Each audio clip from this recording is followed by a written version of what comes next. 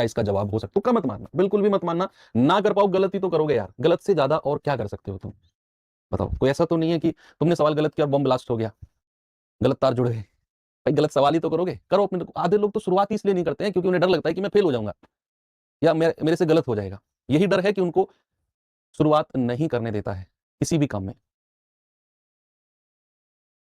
वो कहते हैं ना कि मैं मानता हूं कि मैं जिस मंजिल के लिए निकला था मैं वहां तक नहीं पहुंचा हूं। मैं मानता हूं कि मैं जिस मंजिल के लिए निकला था मैं वहां तक नहीं पहुंचा हूं, लेकिन मैं ये भी जानता हूं कि मैं जहां से निकला था मैं फिलहाल वहां तो नहीं हूं।